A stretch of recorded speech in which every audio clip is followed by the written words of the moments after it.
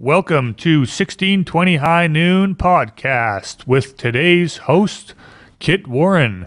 And the guest for today is Justin Smith from 420 Consulting. Justin, thank you for coming on the show. My pleasure. Kit Warren, take it away. Welcome, Justin. Thank you, brother. We've been friends for a long time. Long time, man. Yeah. Lots of good activities here on Vancouver Island. Yeah, you know it, man. What is one of those activities that you remember? I've had so many concussions from rugby and football and sports that I have a bad memory. Yeah. So, like from you and I, like from way back when. First meet? Yeah. So we first met in the hospitality industry. Okay. You were working as a host. Is that how you call it? That's how I like to call it, eh? A host or an exit host, whichever one you want to call it. Yeah. Right? A lot of the exit hosting does happen in your line of work. And I was in restaurant management, and we kind of, that's how our kind of paths really crossed. I mean, I know our paths probably crossed as young athletes. I think we're pretty similar in age, right? I'm 46. How old are you again? 45. Yeah. So coming up. right. So so I played some rugby at the high school level. with guys like Pat Dunkley and those kind of guys, right? So our paths probably crossed on the pitch at some point. That would have been cool to remember some of those games. Probably would have been, yeah. It probably would have been either me running as fast as I can away from you because I was a small guy back in those days. But yeah, and you always played in the front row, right? No, I was a winger. Oh, okay. Then we would have crossed paths then. Yeah, I was a winger. Okay, there you go. I was very light. And yes, I was also very light. Fast. Yeah. Yes, yeah. And first 2 times I touched a rugby ball, Pete Rushton was my coach at Esquimalt. Yeah, really great. Him. I mean, that guy honestly probably made me a lot of who I am today, to be honest with you. Totally. His work ethic and what he instilled in I was just a young little nerd in the 4C gifted children's program, right? So what do you mean 4C gifted? What's that? So there's a district-wide challenge program they had back in those days. This is like in the mid-'80s, right? So dating myself here. But it was selected students to go in that were kind of, advanced thinkers and that sort of stuff. So I played the cello since the age of when I was in I think I started in grade 5 and played until I was probably in grade 10, I think, somewhere in that neighborhood. Yeah. So I really was kind of like a nerdy, sort of shy kid, but I loved sports. I loved playing soccer. I was quick. I was very fast as a kid, like probably ran, 11.2 wind-aided 100-meter dashes, like that kind of quickness, right? So Pete saw me in his PE classes, and he's like, "Hey, you should come out and play some rugby," and it was like the cool kids at Esquimalt all played rugby, right? So, right, like tough, rugged, good, like hardworking guys, right? Yeah. It's a very blue collar school, and so I said, okay, I'll go, right? First 2 times I touched, they threw us right into a scrimmage right off the get-go. Okay. It was just like a inter-squad scrimmage game. First 2 times I touched the ball with tries, and long ones, like 60, 70-yard tries. You're just running for people. You're like, I was, let's be honest here, I was running more because I was scared for my life than I was running, but you got your fast adrenaline run. Right, so literally first 2 touches were 50 and 70-yard tries, somewhere in that neighborhood, right? What did that feel like? It was unreal, man. You're suddenly the cool kid, man. It was unreal. You're fast, you're breathing, you're alive with adrenaline. Right, and the things that, and again, I go back to Pete a lot because, and Pete would never even realize this. I've rarely have contacted him or seen him since high school, so he would never know this unless he heard this today. Pete would be across from me like for 25 years. Yeah, so what kind of man he was or is, and like he's still alive, right? But as a coach, what type of person he was, and I can't imagine the other kind of people that it changed, took fear out of my life. Yep. Right? Because I had no choice. You're going up against guys like Pat, like Kevin Packford, like a lot of like guys that were like top level players. Right. And you're tackling them because you have no choice. You have to. And so then I moved to fullback, right? Cool. And I played against one of your previous guests, Jason Height. So we played. I think we played. It would be the city semifinals or something like that. He played for Claremont. I played for Esquimalt at the time, right? And I was really small, and he was not, right? I remember him getting a ball, I think a pass from Dean Biston. He came in just streaking right down, comes right through our team. I'm 150 pounds, soaking wet with rocks in my pockets, and I got to tackle him. And I went, and I used poor form, and I put my head in, and I didn't catch the hip. I caught the quad. Ooh. So you know how that one feels, right? right? It was like definitely a bell ringer, right? And anyways, he ran right over me and scored the try. So. So that humbled you, or how did that make you feel? I mean, that's another process to go through to get back up after those things. I think as an athlete, and I played a lot of goalie in soccer in my younger days, right? And I still do to this day, actually. That gives you a very strong sense of you have to forget the last play. Yeah, because you're only as good as your next play. Yep. Right, and if you so don't, then to go through the play and go in practice and practice for the correct hit or the fix to the situation. I tell you one thing: I never made that mistake twice. Nice, right? Because that's not a mistake you want to make twice. No. Like if that guy, and height's a big, quick, bust your shoulder up. Yeah, or bust. He caught me right in the top of the forehead, right? So that's concussion, knockout, all that sort of stuff, right? So I was fortunate just to kind of catch it in a glancing sort of manner, but and that's what makes you the player after a long time is it takes your toll on you, but you learn your lessons and you clean up your game and you fix what's going on. And we're still, I know you still play at a pretty competitive level, I think, don't you? My last real game was a couple years ago, and there's a great story in that, and life lessons that I bring towards the cannabis industry. Right. I really want to talk about what you're doing with 420 and this exciting times. Yeah, I know we we're gonna talk about everything. Yeah, and we can just have fun. Yeah, exactly. But I do want to find out about this gold that you're finding in the cannabis industry in Canada. Yeah, so it's really obviously, as we all know, it's an exciting and a scary time in the industry as a whole. Mm-hmm. We look at at legalization, and everybody has their opinions on how it was executed and who was left out of the story and who was given an advantages, fair or otherwise. Yep. And so I kind of was like, you know what, we need to create a company that's going to really truly look after the little guy and find solutions for them to kind of find their way into this box, as we like to talk about it, right? Like, you like the structure that the government's laid out, right? Rules and then it's for entrepreneurs to jump in there and fill those voids. Right.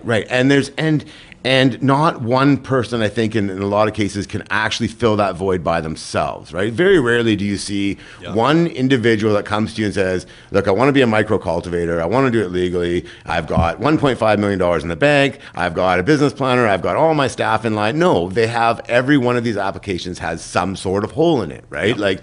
It's our job to kind of help them through the process, using our network, using the people and the great people that we've worked with for years pre-legalization, and help them transition into this new world, whatever that looks like for them. Cool.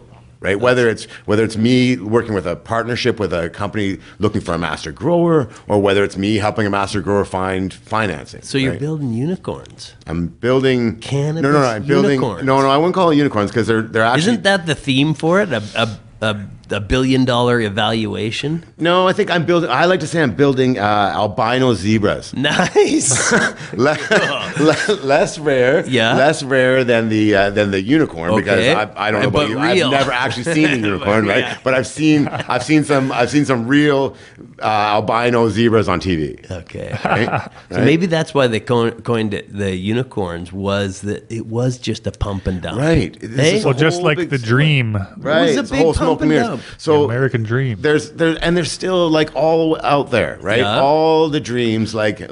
So what aren't the pump and dumps? Like, how does somebody get in the cannabis industry where the leaders at present have boosted these stocks out of proportions and made and created wealth and then took it away? Right. So that's a really good question, because I've come from that situation, right, of that exact situation. I've witnessed that firsthand. And now I'm also working with another company out of Lumbee called True Leaf Cannabis. So they are kind of like, they're a publicly traded company as well, but it was never done that way. The way that they're looking to do it, working with partners like ourselves to go that the real route, right? Like working with craft producers, working with people that want to create health products. Like they're really taking that healthy approach and doing it in a really kind of global kind of manner, right? Cool. So there's the unicorns are all over the place. Yep.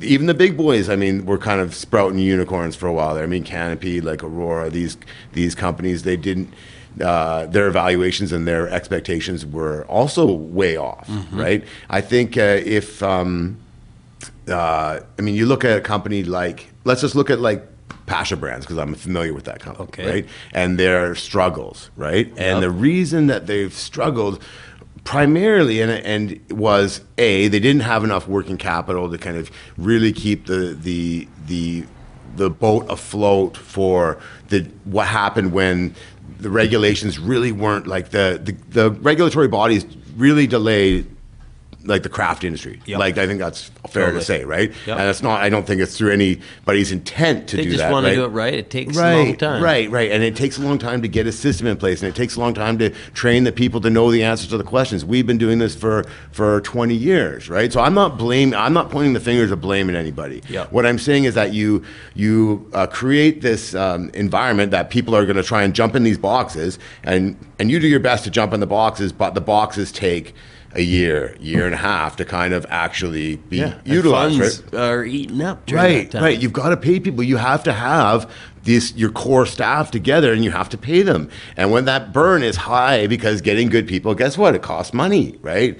And like the people that were assembled at Pasha, for example, right, were that was an amazing crew. Like they had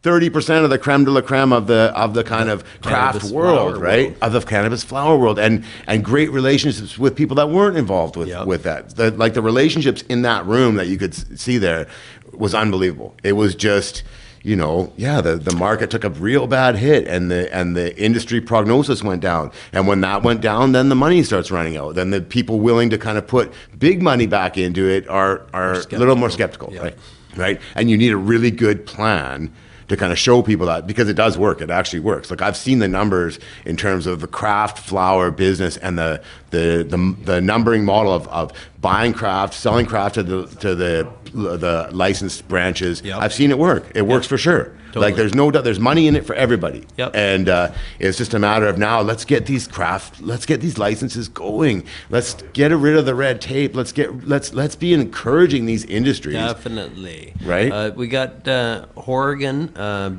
BC Premier, spouting about how to bring people into this legalization through the craft originals. Right. So it is an option. It's an option that has to be taken for the economic value of Canada. It's like... well, and even like the province in particular. So you say Horgan's coming out spouting off saying he's going to do this or he's going to do that. What you need to do is you need to talk to them. The province is kind of like the middleman in this deal, right? Yep. They need to get on the federal government and say, hey, look at where's your bottlenecks? Where are the bottlenecks in this process? Because let's eliminate them. Because they're holding up a lot. Like I know for a fact, because I do applications, I've got 20 applications sitting in there right now, and they're all ready to go. Good people, good plan, good finance, built out, ready to go, everything. They've invested all their money. Yep. Why are you holding these people up? Like, what's the holdup? Wow. So identify the holdups and solve that problem. Because until you do that, the illicit world is going to thrive. I would put it like I'm not a mathematician, and I'm not I don't have the access to all the data, but I would suggest that 75% of the market of cannabis being bought and sold in this province is going through the illicit hands. And I'm not. It is what it is. So the question is then, how do we take it from the illicit hands and have a clean product that is gone through a grading system to include the good people that have the strains, the knowledge, and the medicinal practices? Right. There has to be some sort of mechanism in place, and I don't know what that is, of having a pathway for these illicit producers or the people that are in this illicit market to really take part in it, right? Like, I'm not talking pretend taking part, like it kind of is now. Let's be honest, right? Like if you don't, if you have any sort of, your criminal history and your taxes and all these stuff has to be in order for you to really participate, right? So I don't know what that is. Is that some sort of like an amnesty program? Is it some sort of like a you've been good for 5 years or what? I don't know what that really looks like, right? Like, and I know that that has to be, it has to be a welcoming. There has to be some sort of like, is it an amnesty? Is it, hey, we've got all these online websites that are, I imagine now conducting most of the illicit transactions, unless it's going on behind 7-Eleven or something like that, right? Like, how do you welcome them into this new world, right? Like, is there a way to like tie them in with supply agreements with, other licensed processors or whatever? Is there a way to welcome them into the market so that they can transition? Right? Like, it is about transitioning, right? Like, ultimately it's all about transitioning the craft producers. Yeah, and the whiskey in the 30s, it was a 20-year, 25-year transition. Right. To look at cannabis and its length of time it will take. You can see by the failures that it is taking a long time and doing it so improperly that it's sort of going to devastate the legal opportunities for proper cleaning up the streets, cleaning up the molds and mildews and the crappy cannabis that's out there, and then making sure that only the good quality stuff is provided. Right. Legally, though, the stuff comes in plastic. It's lowered in terpenes. It's called recreational. I mean, they have to have another there has to be a craft option. There has to be an option of the different spectrum of the finest terpenes, the finest land races. Like purchasing glass, like so this is kind of even goes back to what I was saying before about how you have to find So are we bending the structure of the form of the box of the government box? Are we bending and forming it so that it makes sure that it's successful for our economic value around the world? I think that's 100% what we're doing. I think that's what, and I don't. And again, like, I'll go back to, like, I'll probably say this a million times today, but I don't blame the government from handling it the way they've handled it. No. Right? Would I like things? Yeah, of course, everybody wants. Like, I want things to go better. I think it was the 7 years that I experienced in working with societies to make sure that the box was built properly. Right. I've been treated wonderful.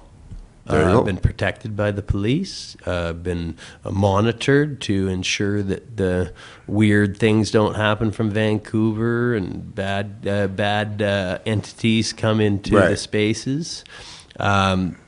This whole process has been educating for myself, but also educating for the thousands of people that came through the doors. Right. And a lot of them were the homeless and got free medicine because that was the law of Canada. Reasonable access of all forms and to all classes of society. And I think that is still the law, right? That's the law, bro. Yeah. So reasonable access to a craft-cured, off-gassed for 60-day flower is a form of crystal that provides a wellness for the individual. Right. You know what? We had some rolled up today of some beautiful that was wild herbs. Yeah. That was crazy. Usnea and peppermint, wild peppermint, and mugwort. The mugwort. Oh, the mugwort. Yeah. See, so that's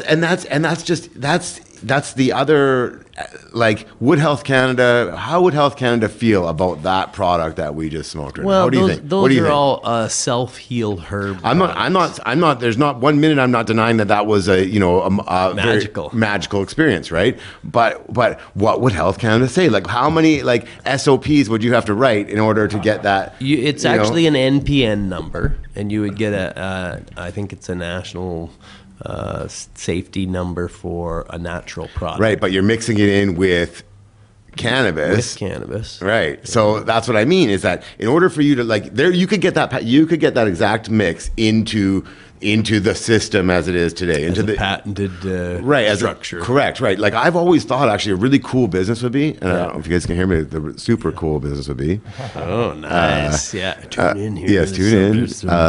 We're dropping some knowledge here. Super cool business idea of just doing blends. Yeah. Right? Of not doing strain, like the scientific genetic strain blend, right? I'm talking about doing like a blend like we just had. Yep. That's not a traditional, that's not a strain, that's a strain plus, other the vibration products. And the read up that we did on mugwort alone. Right. Would be holding the clarity in your ecosystem to a point where you're an asteroid oblivious to anything around you. Right. And the beauty of that is a different type of product, isn't it? Yeah. It's a true health and wellness. Correct. True medicinal and using medicinal practices of the past. Right. And that's where we need to get to eventually. I think we are there. You and I might be there. Yes, and everybody that smoked that mugwort joint. Correct. We are all vibrating at a level of clarity that provides our future. Right. So now, how do we take that product and that delivery method, right? Like also like the packaging and everything comes in, and I know you, and I know I'm just setting you up. I'm giving you the softball here about packaging because I know how you feel about plastic, right? And what it does to the medicine. It's the way everyone feels. It's a total wind up too. I know I'm just winding you right up. The feeling is no feeling, because a plastic vibration in water will lower your senses. And what we want as human beings is our senses to be able to tell us from different things. So since I've gone through the steps of removing plastic from my clothing, my water, and my food sources, my sensitivity and testosterone has risen. Oh, that's good to know. Yes. A message for the guys out there. Yeah, all the guys out there that are making getting excuses. Too much estrogen from the plastic. Oh, this is something to watch. Okay. And when you do these things, other senses will come into play as well, which have provided protection from fearful thoughts or anxieties. Yeah. And anxiety is one of the major things that people are struggling with. And I've used cannabis in plastic and cannabis in glass. Yes. One will provide a paranoid thought process, and one will provide an unparanoid, clear version of your own thoughts. And so I really recommend choosing Miron glass, or that's a dark glass to protect it from the sunlight. This will give the crystal and its performance to the human mind and body 1,000% better, 10 times better.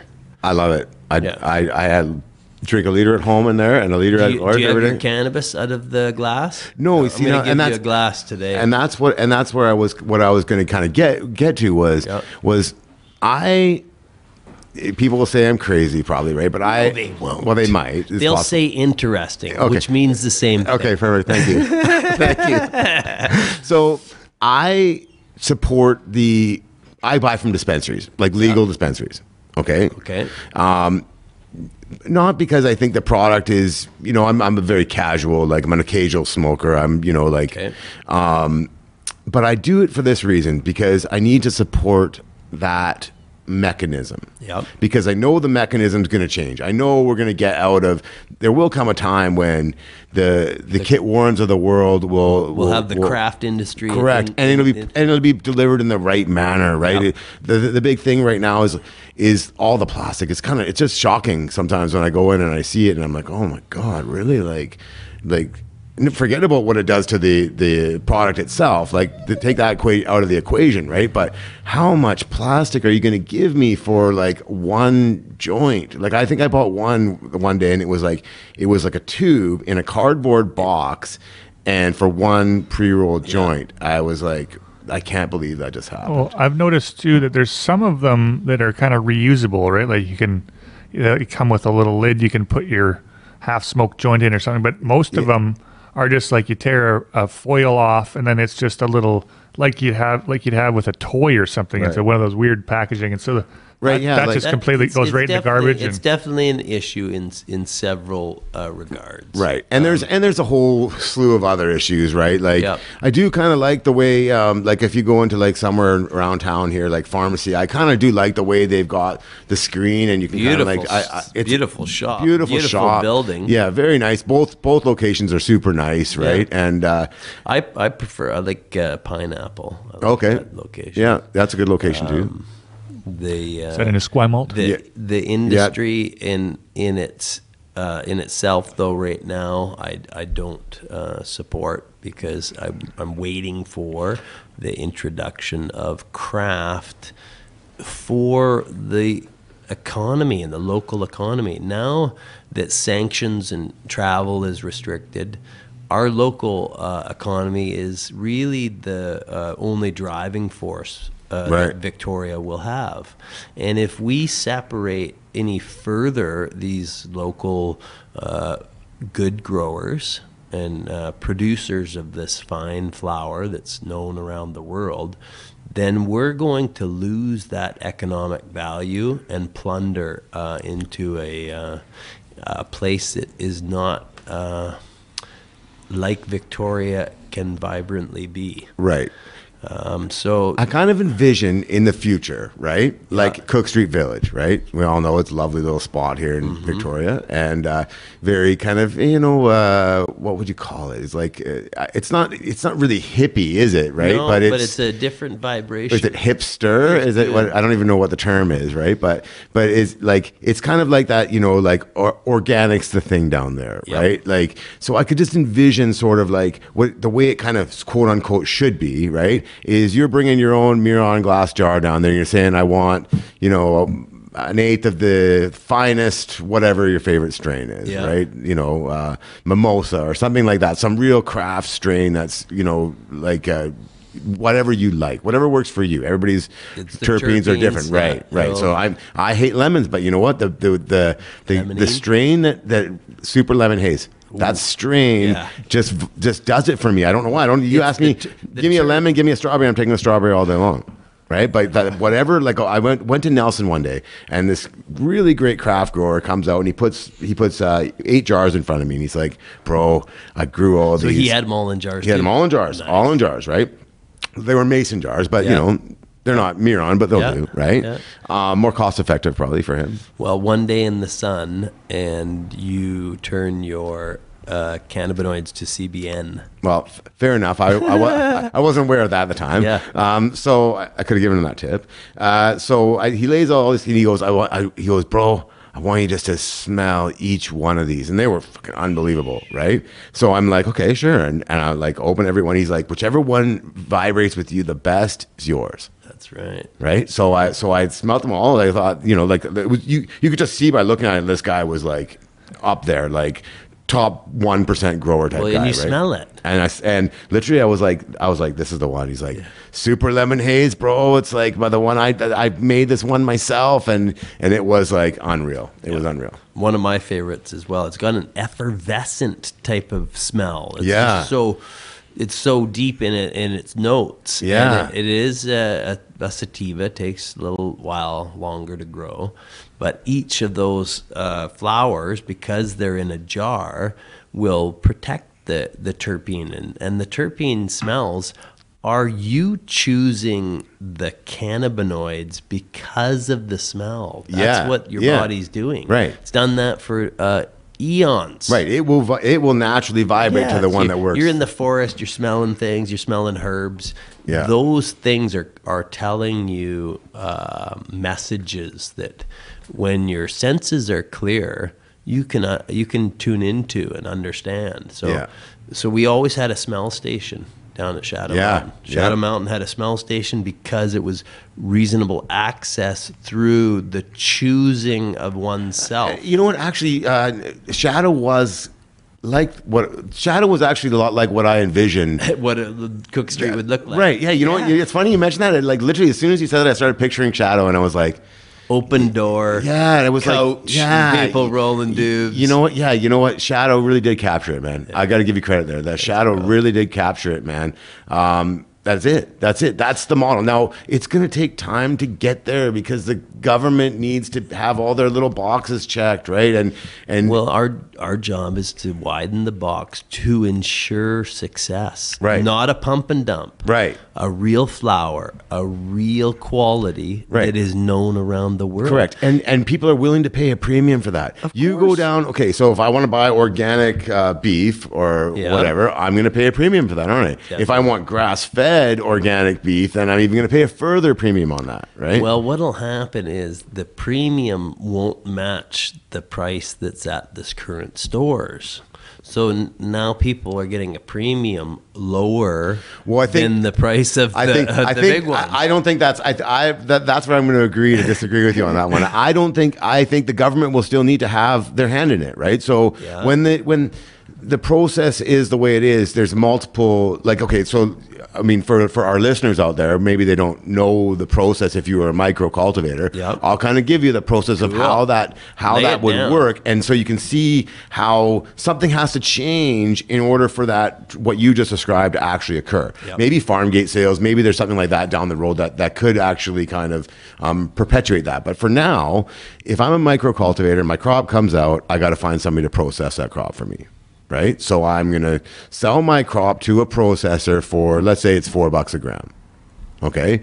That processor in turn is then going to process that product, ensure that it passes all the tests and its QAs, and their QAs run all their tests on it. Then they either package that product for sale in the dispensaries, or they package that product into pre-rolls, or whatever they do to process that product.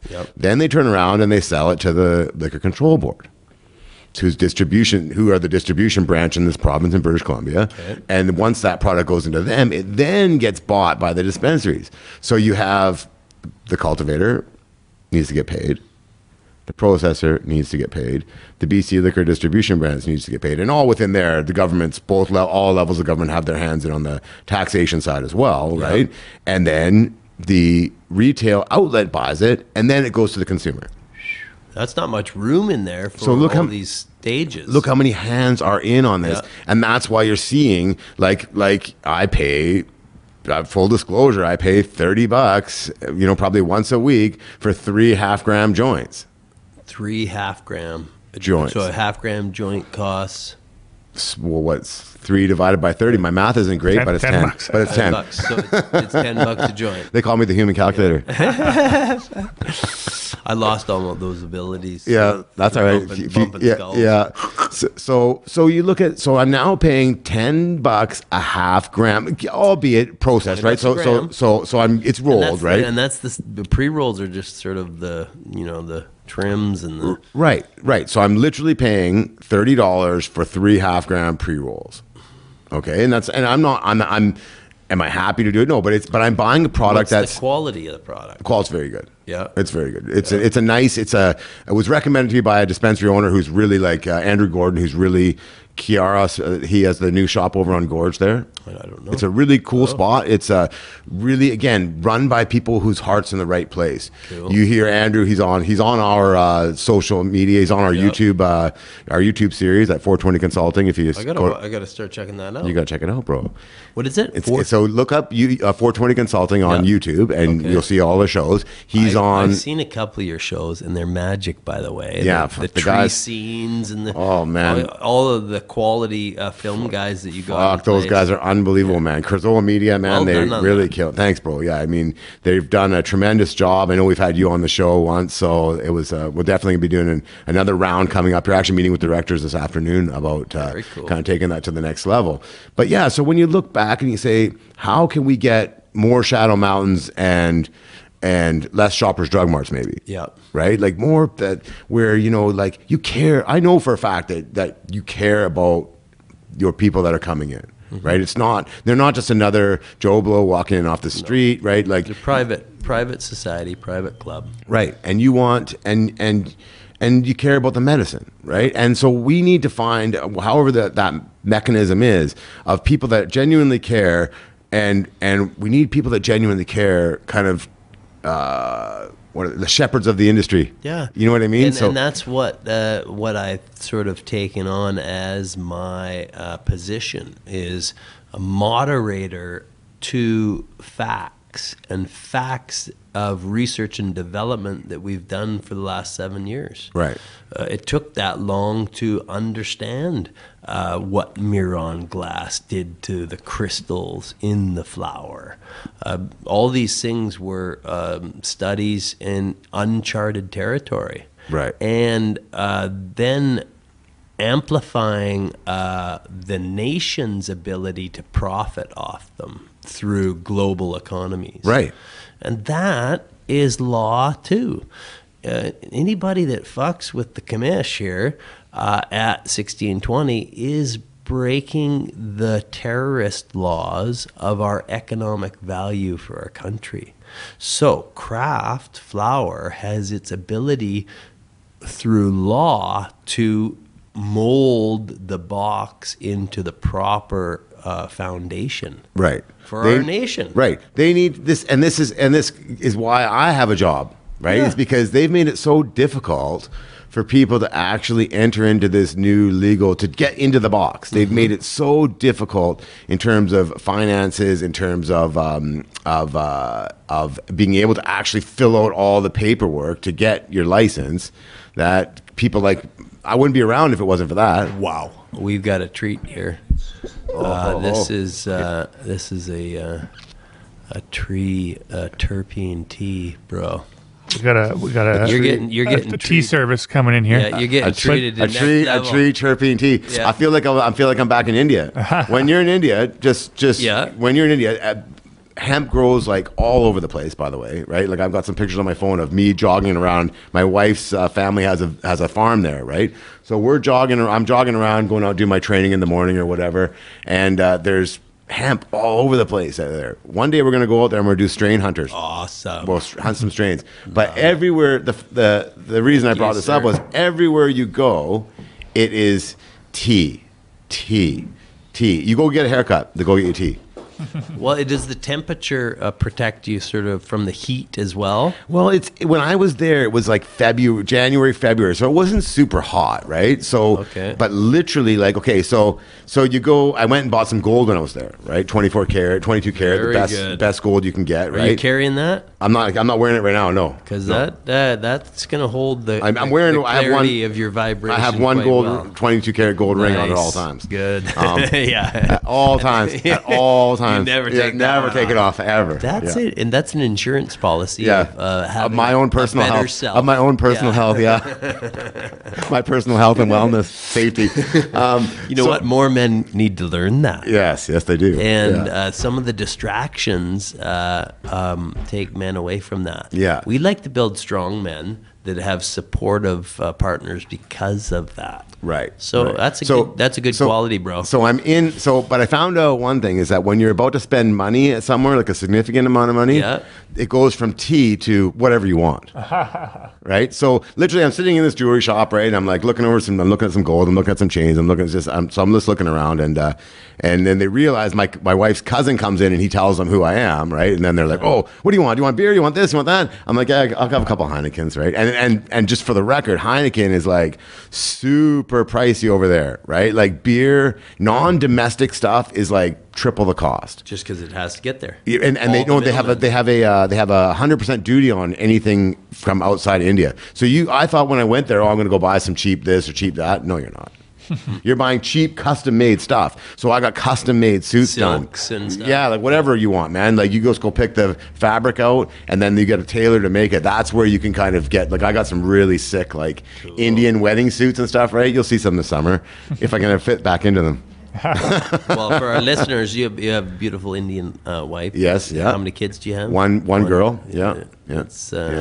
That's where your roots land, and now I've got a Chinese wife, and what I find is we become ingrained in that culture, and it's really fun to sort of have that side of it really is cool. Yeah, I'm a lot more Indian a lot of times than I am a white guy, right? Yeah. Like and when you hear the Indian joke or the Chinese joke, it's like, hey man, I'm fucking Chinese here, man. Don't talk like that. Hey, isn't that fun? 100%. It's funny. It's funny. It's a whole other spectrum that it can only be happening when we're involved in it. Right. Yeah. It's unbelievable. Like I love the culture. Like my wife's father-in-law is like one of my best buddies, right? Yeah. Like actually really cool story in cannabis related with him, and this is going back to like the healing, right? Like he suffers from some weird nerve damage, pains, and the only way he can really get a good night's sleep is with that little gummy, right? You know, he's taken a certain oil every morning, right? You know, to under the tongue every morning, or in his tea or whatever, right? Like, and it really helps him, and it's really cool. Like I have another friend of mine, like he's a ex-boxer guy, boxes over at what's Curtis's old gym? Oh Jesus! Quadra. No, right on Bay and what's the boxing club there? Bay and Government. Victoria Martial Arts. Yeah, that's right. So he's like a fitness trainer over there, right? But he suffers from seizures. And gave him because you know me, like when around Christmas time, I'll come and grab some bottles of Real Heal, and instead of giving out bottles of booze for Christmas, I would give out bottles of Real Heal because I really am a big believer in changing that product. People's ecosystem. Big time, bro. Big time. So I gave him one at Christmas time. He wasn't even really on my Christmas bottle list, right? But he's a bro, right? So I was like, and he was telling me about these problems. I said, here, just try this. I'm not going to, like, it's a gift from me to you. If it works, then I can help you out. And if it doesn't, then, you know, no harm, no foul, right? Just give me the bottle back. I'll use it myself, right? Like, I don't care if it's cracked, right? I trust you a little bit. But you know, like, and he's like, last night he's talking to me, he's like, bro, he's like, you know, I usually would have like 5 to 7 seizures a week. Now I'm having 1 or 2. Wow. And the severity of those seizures has come down.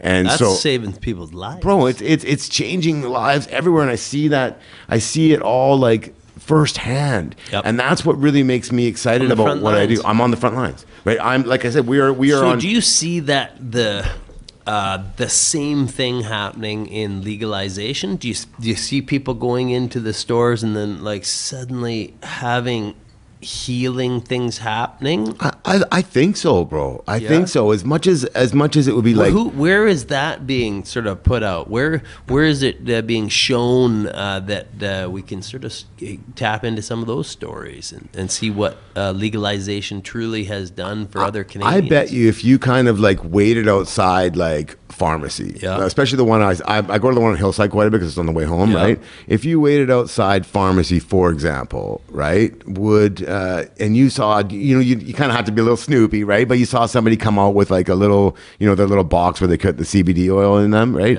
And talk to that person and see what they say. Definitely. Because they don't know. They're going in there for a reason. Right, and they don't have the access, right? They don't have like, they're like, hey, they weren't around on the old school here on the streets of Victoria, right? You know, like, you know, making connections and knowing the right people, right? They just, somebody told them you should try some CBD oil. They went to the store, bought the CBD oil, and away they go. Great CBD story. I got a first case of CBD in 100 dose bottles. Right. And I got a box of it. It cost me like $1,200. And I took every bottle to the fire department, the police station, the military station, the butcher, the baker, the candlestick maker. The counselors. That's basically who got it. Everybody got a bottle. Yeah, just real people, right? Yeah, and that was a gift to educate all the mass here in Victoria about CBD and its practices. Right. And that type of move, I felt like Johnny Appleseed. Yeah. Just planting information of the future to come with a cannabinoid that takes the body to an ecosystem of good vibrations. Right. Fucking Beach Boys, man. Right. It's simple as good vibrations. And that's how simple it was. Right. So I just wanted to talk about that because I it's love really, that story. It's super cool, and like I see it all the time. Like I have like older Indians, East Indians, right, coming to me all the time. Like a very awkward phone call about a week ago with somebody being very descriptive about their problems, which I didn't really need at the time. But you know what? I said, hey, come by my house. I've got some personal stuff that I've got there. Try it out. If it works, great. Then I'll do what I can to help you get the products that worked for you, right? Yes. Here's the guy. Here's how you use this. Here's how you use this. Here's how you use this. And they would just hopefully follow my instructions, and we'll be waiting to kind of hear back from what they're saying. Right? We've heard great results from horses just recently. A horse that 12-year-old horse that never jumped, never did anything, is dancing around and having a blast on CBD, and I'm talking only 30 milligrams. Right. 30 milligrams of CBD for a horse, and it's showing improvements. Yeah. And that's a big animal, and that's not Dogs. a lot of CBD for an animal that size. Dogs, right? cats. Yeah. My dog Bully, fogged over eyes. He's 17 now. Yeah. He had fogged over eyes 1 week on CBD, and the cataracts are gone. Yeah. Like, what? What just happened there? The guy can see again. That's crazy. So those things. We're gonna try this. Yeah, bro, you're gonna love try that. this up. What would you call this? The spruce tea. What do we got? So we spruced it up a bit. We took the spruce, You spruce it? Is that and intentional? then we added Is that a little bit intentional? of green tea Okay. and some honey to give a little bit more fullness, give it a little bit of caffeine, and pick you up, and then the spruce to spruce you up. And then who dropped the spruce off? Yes. Oh yeah, Dante and the Nature Chef Shout came in out a couple to of days those ago guys. to record a the podcast. Nature Chef. Wow. Wow, fantastic stuff. Fantastic. That must have been an awesome show. Did he cook you some shit up? Oh, he had laid out all of their different products. He had some homegrown wild cannabis, Nice. stuff that's got the bees landing on Yeah, it, getting yeah, the pollen yeah. from all the outdoor Yeah. plants. So stuff like that. Where we're talking about cannabis, and cannabis can go to a wide spectrum of indoor Yeah. or outdoor, and it represents all the wild plants. Right. So now it's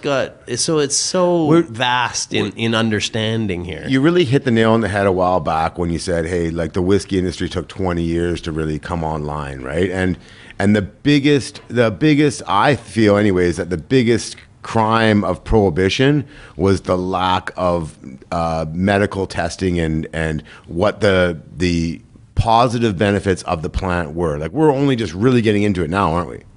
Well, We've been. I get kind it. of. I get it that we've been doing some work on it, right? But like the high level. the work is, in my assessment, individuals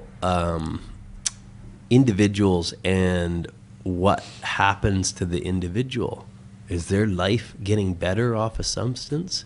Is their life being enriched, enhanced, protected? Right. Is that ecosystem thriving? What practices does it take? Well, do you light with a lighter? Or do you light a hemp rope and then light your dude? Right. Do you light with a magnifying glass? All of these small fractions in your ecosystem change you and Right. make you. So what we do is we look to betterment in the practice, and Right. that is the answer. Not outside of us. We pull it back into our ecosystem, take control of the ship. We put two hands on the steering wheel. Are you listening up here? This is important. Two hands on the ship, Yeah. and we steer in the direction that we see positive results for ourselves, Right. and show others the same thing. Right. Right, and that's literally, unfortunately, that's gonna take, because you have to be telling the right people the right message. Yeah, right? Because and it's one now we get to talk to those people. The cool thing, and that's the cool thing about shows like this, right? Is that we just talking, like shooting the shit back and forth, like, you know, like I said, I'm trying to play in the box, you're trying to mold the box, and hopefully sooner rather than later our hands touch, and I've guided all the people into the box, and then we've guided the powers that be to see what the box really should look like. Yes. Well, for success of the nation, it has to have a good foundation. Right. And craft and this flower that is a known entity around the world has to be included for the world to justify. People don't get it. They just don't get it. They don't get it. They will. They eventually they will, but they don't get it right now. I know. The problem is that, you know, the average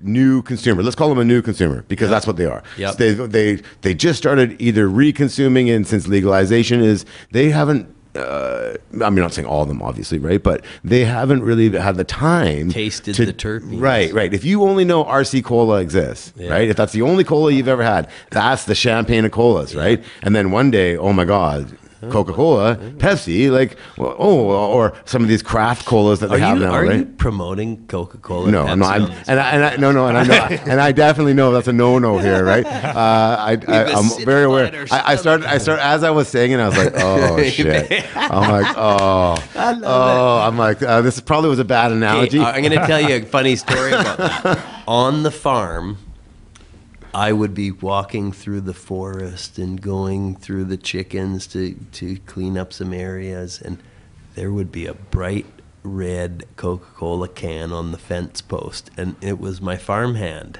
And so I couldn't get away from corporate stuff. Right. It was always a billboard wherever I went, even deep in the forest. Right. So I knew when I started going down that road. But you get my point, right? So like when all you know is the best you've ever had. Once you have something better, then you realize, oh, there's something better out there, and then you maybe start exploring. Right now, there a lot of people probably buying on price. They're right? just laying down the ground, getting the systems right, understanding what strain works best for them. Who conforms and who doesn't.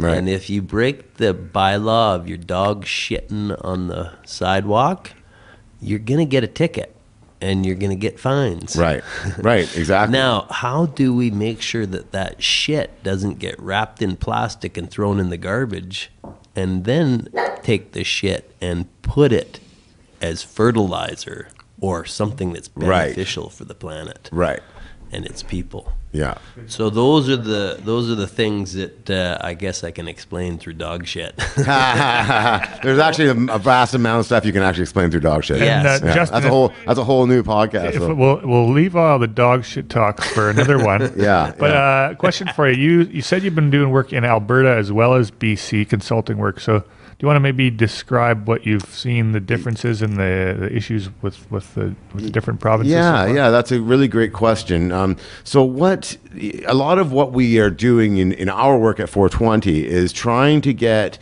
solutions for growers. Right? When Health Canada kind of sort of changed the rules where you had to have a fully built out facility in order to even submit your application, it changed the game for people, right? Because no longer could you have a really great idea, have all this stuff, and get your license submitted and get what was called a confirmation of readiness letter. That letter was like your golden ticket. If you followed the path you said to Health Canada, you're going to get this license, right? And they took away that golden ticket because it was being abused. People were throwing applications in with no intention of ever actually growing out. They wanted to flip a piece of land with a license attached to it and make a financial gain on it. Yep. So it was clogging up the system, which was already under duress. So we had to find solutions for people. And I really had the great privilege of working with a gentleman named Henry from Isle of Man Property Group in Vancouver. Yep. And he has a couple of projects out in Alberta. And Alberta, oddly enough, is actually very progressive and very easy to work development plans into place. There's a lot less red tape. It's very much quicker, the process of getting from a development plan into construction and into actually being able to get people licensed. So that we have a project right now that we're working on in Origin Business Park. It's going to be a cannabis only park with built out facilities, not fully built out, but you get a shell and then you get to design it however you like for reasonable lease rate, $14 a square foot. It's not it's not like the 20, 25, 30 that is demanded out here. So the lease rates are a little cheaper. You're 10 minutes outside of Calgary. You're a $300 flight from Victoria, right? Like you could treat it much like the oil industry and fly your crews in and out, like have people on 10 on 10 offs or something like that, right?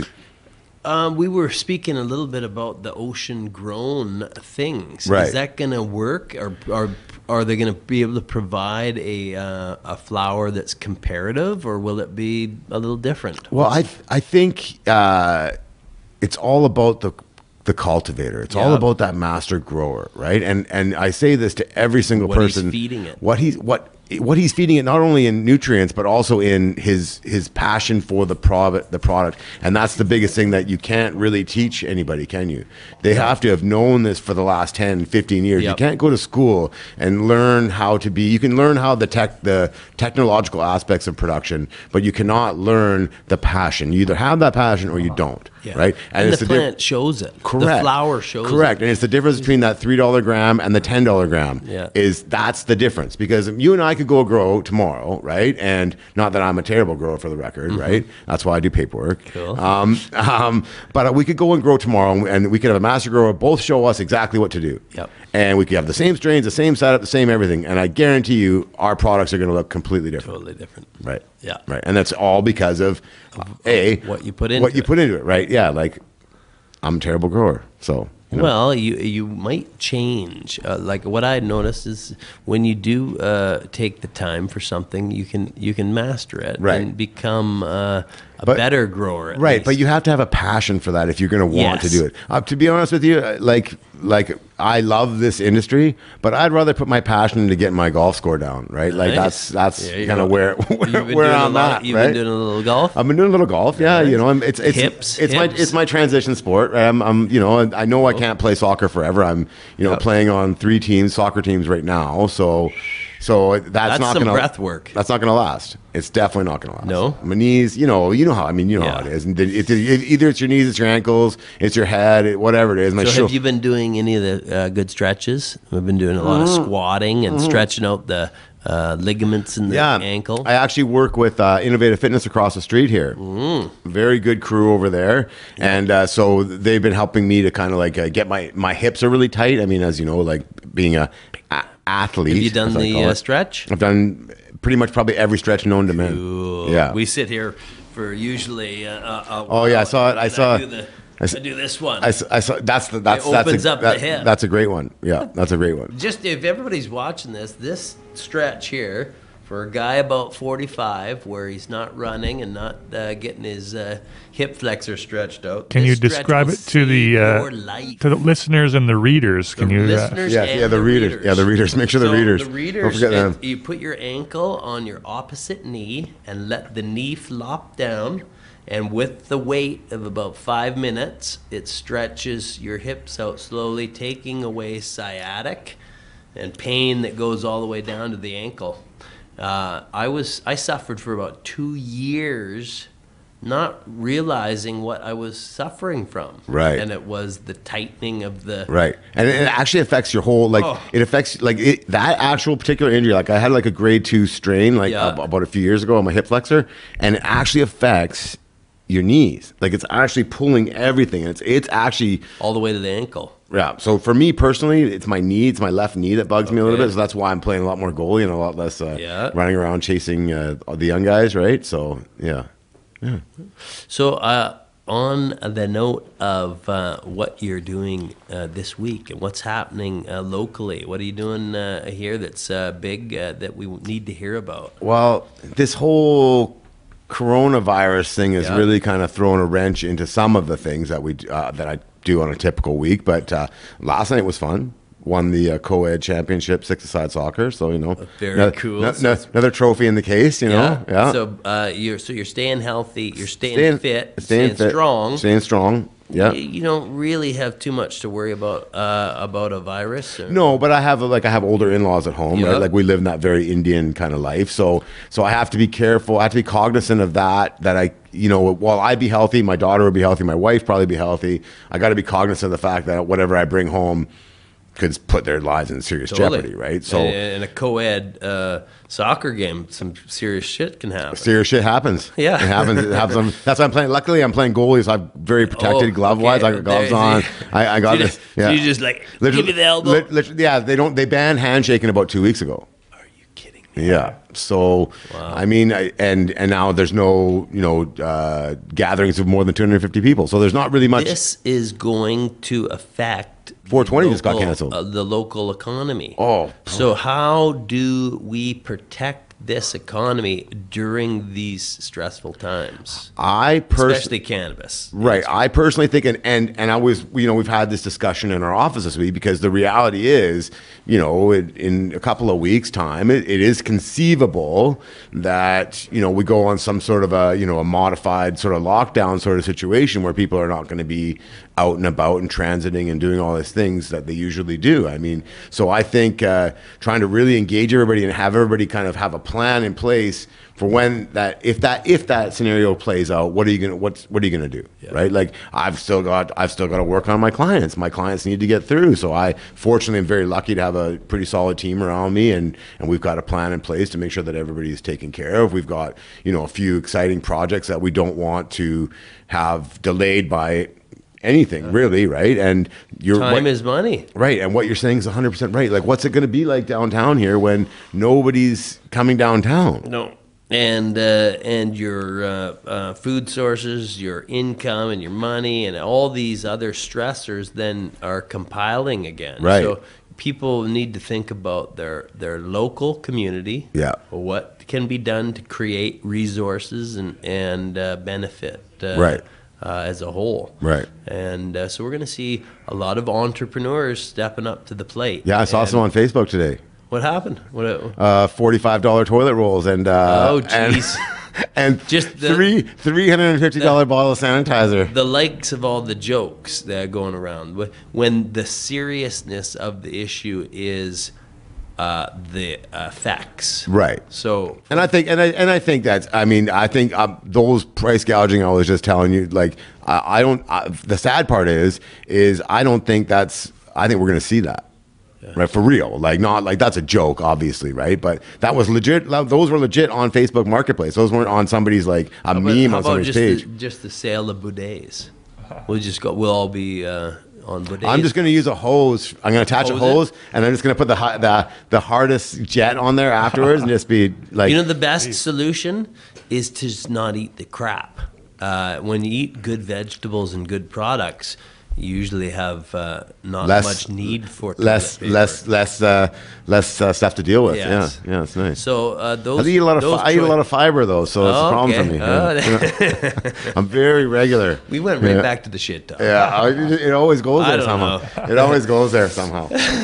So yeah, I mean, it's definitely going to be crazy. So I don't really have So this weekend, what have I got on the go? I've got some relatives coming in. I'm supposed to go to a birthday party. Now I'm sitting here going, is it really worth it, right? Like, is it really worth it to like exponentially expose myself to, not like that, but right?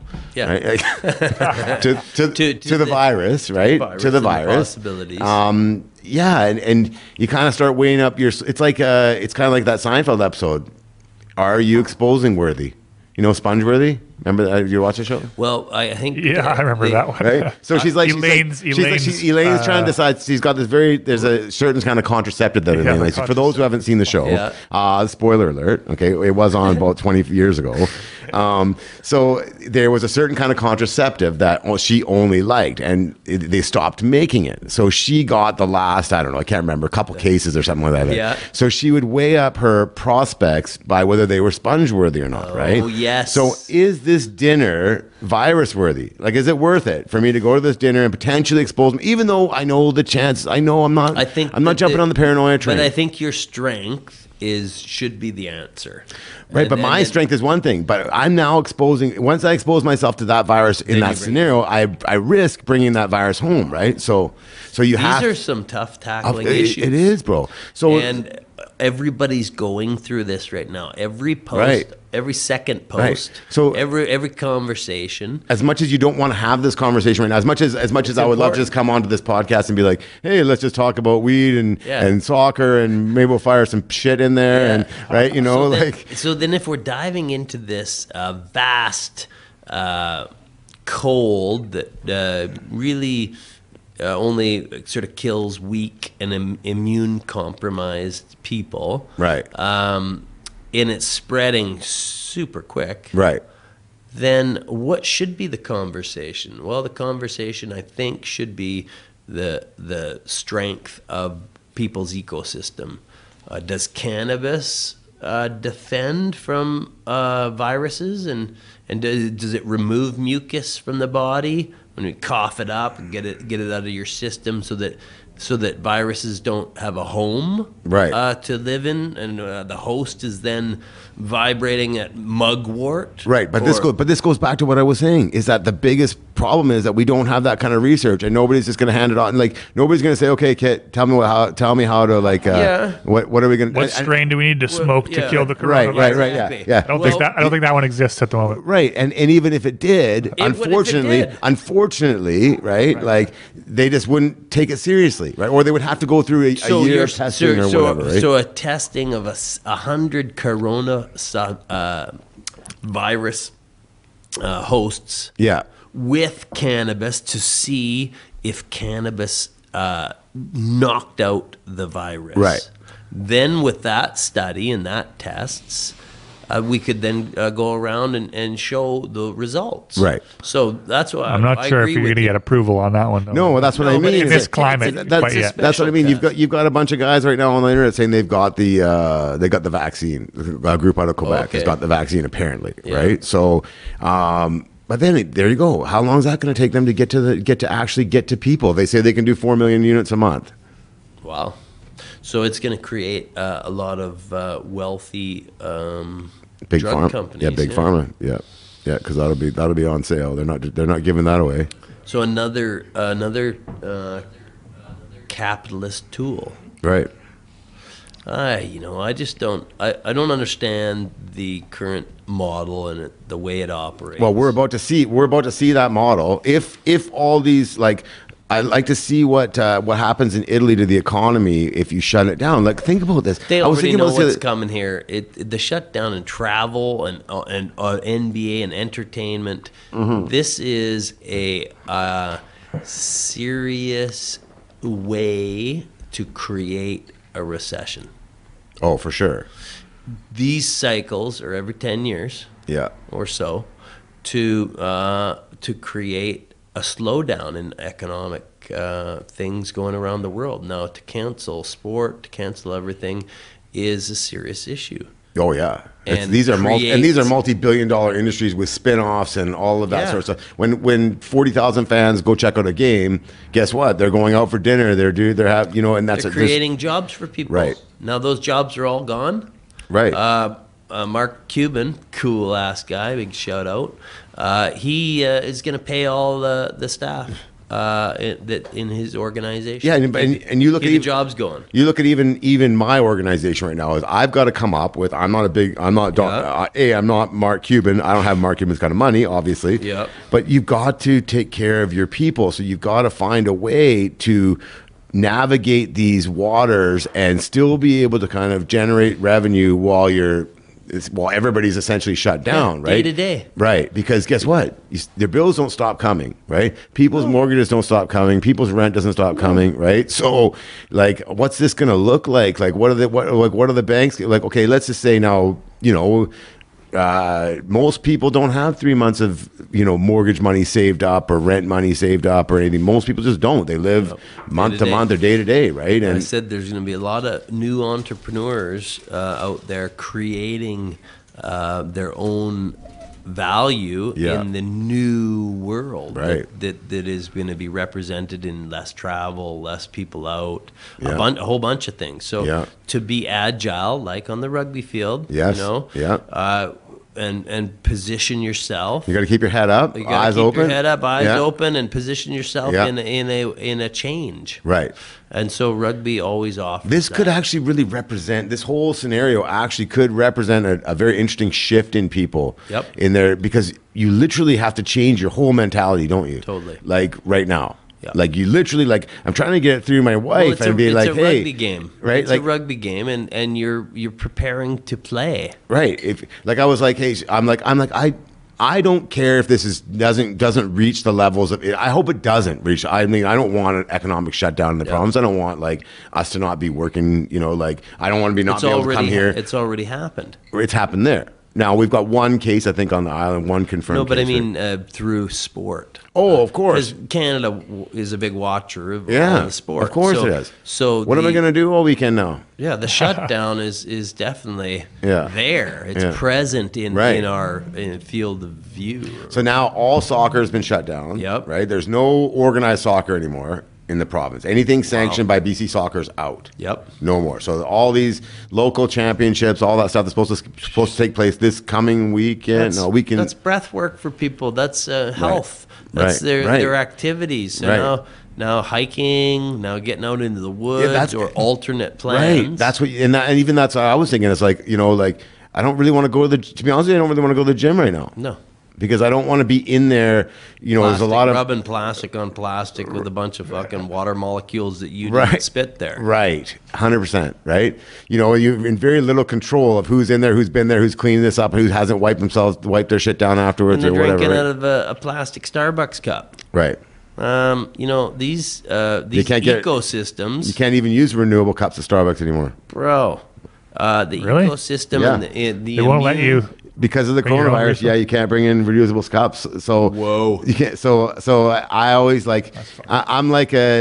I'm working towards being a better environmentalist. Okay, like It's a work in for progress. your own ecosystem or for the outer ecosystem. For everybody's ecosystem, right? I'm working on my. so my. why not just switch that up and just do you? Well, I am just doing me, but this is part of me doing me. This is part of me getting to me being a better me. Okay. Right? So I think everybody, if you're not trying to be a better you day to day, then, you probably should look in the mirror, Yeah. right? Because Betterment in your practice. right. And I'm believe me, I got plenty of work to do, right? I'm not even close to where I want to be, right?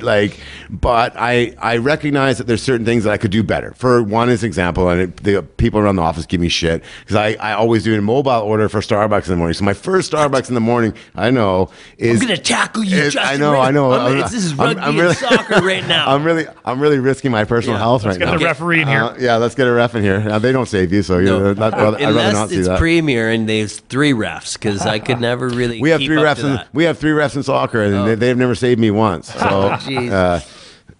they've never caught me once either. So that's it. So you're a Starbucks consumer, Yeah, and I enjoy the product, right? Right. they're good.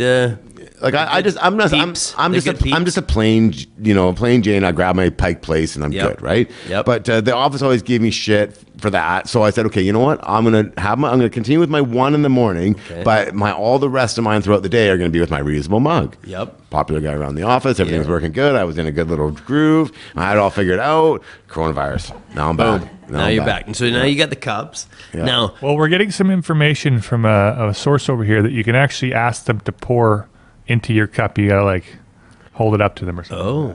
That's news to me. I haven't seen that actually take place, but now that I hear this, my excuse just went out the window. Yeah, we're gonna have So, to. well, you're gonna have to try to. Yeah. Or you're gonna have to go. But you know and what? request that. You know what? That'll help me be a better me. So I'm happy about that. There you go. Good, you are. Good for Starbucks. What I see every day is you're working for the people in the cannabis industry to provide clarity and a pathway for their success. Right. And the pathway just has to be a little less stringent and red tape to open up the door for these craft growers. Right. I mean, yeah, like to kind of get back on what we were chatting about, Vancouver, Greater Vancouver, try and set up a legitimate micro cultivation center in any of those municipalities. Yeah. You're going through the 7 circuits of hell. I'll give Surrey as an example. You have to have a very specific type of zoning, which I believe there's only one property in Surrey that currently has that zoning. So if you want to go and do anything out there, you have to buy your property, hope that Surrey allows that rezone, right? And that's probably a 12 to 18 month process, which guess what you have to do in that time? You got to pay your mortgage payment. And your mortgage payment on $1 million property is like, it's commercial property. So you're probably looking at 7, 8, 9 grand a month, right? Just to float that possible dream.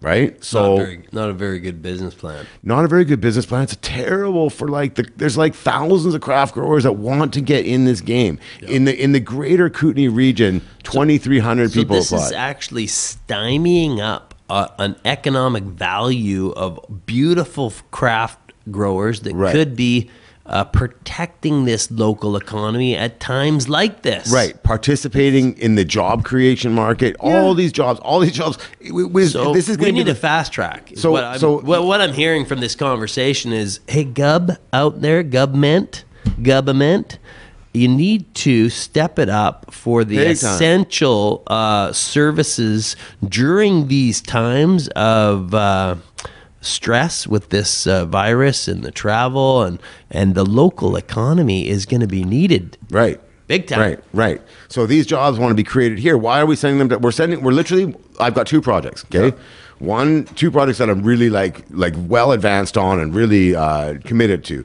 The one project's in Alberta, the one we talked about, Origin Business Park. The other one is an amazing project that I hope is the blueprint for how we can solve a bit of these kind of red tape problems that we're facing, right? Working with the Kwantlen Nation and Isle of Man Development Group in Vancouver, working on a First Nations first type project, right? Yep. Where we're going to do 12 micro cultivation units right on the Fraser River on Kwantlen First Nations hereditary lands. Wow. Working hand in hand with them to create a facility that is not only commercially viable, but also is respectful of Mother Nature. Yep. Has to be. Environmentally sensitive in growing practices wherever possible, right? So, rain recapture, using like some of the great LED lighting systems that we have out there today that can really replicate kind of any sort of sun. There's some amazing products out there. Yeah. And providing a place, 12 units in the Lower Mainland, Fraser Valley, so that there's at least a home for 12 people, right? And there's only two. Sizes, the sizes are what are they? 20? So they're 5,000 square foot units. There'll be 12 of them there. So it's going to be. This is phase 1 of what we anticipate to be a 3-phase project. Wow. So it's a corporate partnership with corporate First Nations partnership with Isle of Man and Kwantlen First Nation, and in working in tune with our 420 consulting group to help with the license applications. So you get to meet these craft growers and the 12 candidates, and are you picking them? Are you selecting the growers by? We're trying to the reality is that we're selecting based on, for this particular operation, is based on a couple of criteria. One, the honest truth is you've got to be able to pay the bills there, right? Both Kwantlen and Isle of Man are putting significant financial resources behind the project because they believe in the project and they believe in the industry.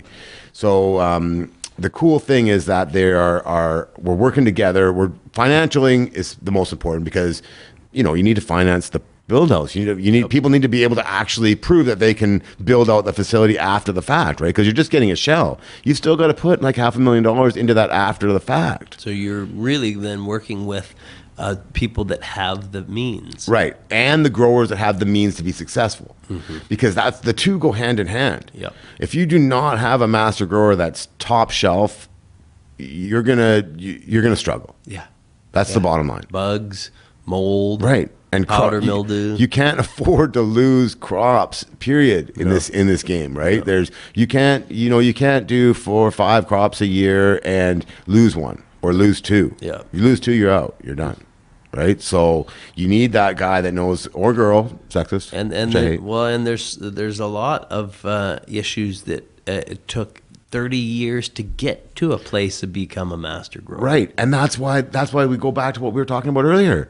There has to be a place for people in the illicit world. There has to be a true not an easy path. It doesn't have to be easy. I shouldn't say that, because a true achievable with path. Less red tape and less Right. stopping the market to be protected by professionals Right. that know that market. Right. So then that market then becomes its true value to the country by essentially having the best. Right. And having the best around the world means that other countries will want to come. How messed up is it going to be if Alberta winds up being better than BC at weed? It's going to be very difficult without the ocean air to provide the coolness in the big. I definitely agree, but I've seen some pretty crazy weed up in the Kootenays and It's awesome. and the Okanagan and the Fraser Valley, and Fraser Valley has some ocean air, but Yeah. you know that We have a but little how bit. how sad is that going to be, bro? When Alberta's got all this production and we don't have it. I feel like we're New Zealand and the rest of Canada is playing Australia? rugby against us. Okay, all right, yeah, fair enough. I just, because of the ocean air, we just have this Mother Earth element that is there that most places. They need to have like a real, like true, like cannabis cup. Yeah. Like a real, like cannabis That's difficult to find. You know, these cups were really always- cool. Those grassroots guys, they had a really cool cup there, those man. guys were the best. Yeah, they had a really cool cup there. And it was a craft flower. Right.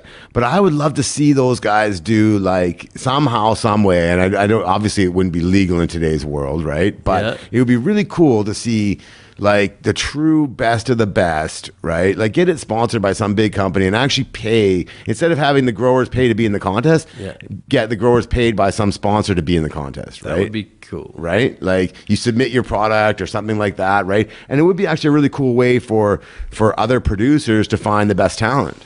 Yeah, I'm sure you could find some sort of partnership and make it so that each region, because I know I've been to every single one of them, right? So I've traveled. I've been very graciously grateful to be able to travel and see every single kind of growing region in BC and meet cultivators from every region. And everybody thinks they're the best. Everybody says exactly what you said. Yeah. Oh no, bro, it's the ocean. It's the ocean and out there. It's the ocean, bro. No, and then you go to the Kootenays, they're like, oh, bro, it's a spring water. It's a spring water, bro. Nobody can do it like us. It's a glacier water. They don't have the glaciers. And you know what? Guess what? You know what? They're right. Yeah. And they and each one has its benefits. right. Yeah. Every product's awesome. They're both awesome. They're like, I've seen some crazy shit up in the Kootenays. I've seen some crazy shit in the Okanagan. We give the people this beautiful, crazy shit from all of the different areas and make sure that those practices of these growers are protected. You know what I'd love to see? I'd love to see the province and it's a big ask, but it's a big industry, right? Yeah. Is the province create like a true partnership arrange? So let's say I'm the finance guy. I've got a bit of money, but I don't have enough money to do the whole thing. It's a lot of risk for me. Maybe I could get like some, and I've got good credit. I've got you know personal net worth. I've got it all, but I don't want to risk my own money. Yeah. Would the government say, hey, we're gonna set up this fund? Right? If you can provide a viable business plan with the right partners, the right people, we're going to kick you in $500,000. It's considered a repayable loan, or maybe even a forgivable. It's like a farming in the past, right? Sort of right, boosted up. right. Let's the local economy. Right. The farmers needed to. Let's kick some of these guys, right? Or guys and girls. I'm sexist, Yep. right? But unfortunately, this is a male-dominated industry. That's why I kind of get caught saying that all the time, right? But women do provide better growers. Oh, there's some crazy female growers that I've met, man. So my humble apologies if I get lit up on every single social media channel I have now about that. But let's get some numbers off that. Yeah. There's some, I know for a fact there's some amazing female growers. But anyways, you look at like every single region is going to say they're the best. Right. And we want to be able to maybe identify the best. We want to have the province come in and say, hey, we're going to guarantee you $500,000 in loans. Right. Then the banks come in and start taking you a bit more seriously. We're going to make it so that the banks can't tell you, because I'm a cannabis startup, that I can't get in a bank account, or I can't. If you ever tried to go get, right? They're not ready. They're not ready. They're not ready at all. Like I've had a couple of not so great experiences. Yep. Right, both personally and also with other clients I've been working with. But I think that the whole system wasn't really ready. It's like the cat got out of the bag, and then the system was created to trap it, kind of slow it down. Reduce the terpenes, reduce the health of it. I don't even know. Just hold it in a better. No, you're giving them way too much credit, bro. There was just no. It was just the way it fell. It was the political thing, right? That's my opinion, right? Yep. Like political, as in international people looking into Canada. No. I'm talking like federally. I'm talking like a Justin Trudeau, and you know, I'm not a hater of Justin Trudeau. I love the guy, right? He's been a pioneer. He's done cool young dude. Yeah, he's done. Exactly. I'm a fan myself. Actually, I was named after him, right? But Wow. I'm 2 years younger than him. My mom was a huge Pierre Trudeau fan. Whoa. Yeah, so I was named after him. Yeah. My dad wrote a book on Pierre Trudeau. Oh, really? Eh? The Button Book. Oh, okay. Totally just made fun of his whole process and actually I didn't give him a book. Trudeau came and took one off him. Oh, stole wow. one, and he goes, "Hey, give me the buck for my button buck," and then made a stink about it. And two officers, RCMP, came to his door, knocked on his door, and said, "Hey, just give it a rest about suing Pierre over the button book for a buck." That probably cost them more. They should have sent the two RCMP officers the money. That's right. Just pay for the book. Just pay for the book. Yeah, it just cost you or the taxpayer how much money to send those two RCMP? Yeah, Justin, that was your pops. Yeah. He was on that guy. note, we're going to have to wrap up at the moment. We have our other guest coming in. Oh, perfect. Awesome. Well, it's been shortly, obviously a pleasure. Well, it's been fantastic. Gotta get you back and I are going to do this. Let's do it, man. Anytime. And it was. There's a lot of cool stuff that we didn't even get to. Well, that's what these shows do. We get good conversation, and we allow for a second episode, a third episode, there you go. Because there's a lot of talk that we gotta do. Yeah, that was awesome. Thanks, bro. Pleasure. Appreciate it, man. And follow Justin on 420.consulting on Instagram. His personal account, 3 Lions CA, and on YouTube, 420 Consulting Ltd. Follow us at 1620 High Noon, 1620podcasts.com. Kit Warren, Robin Unger, Justin Smith. Thank you. Signing off. Love everybody. Thanks. Peace out. Cheerio. Well done. That was good.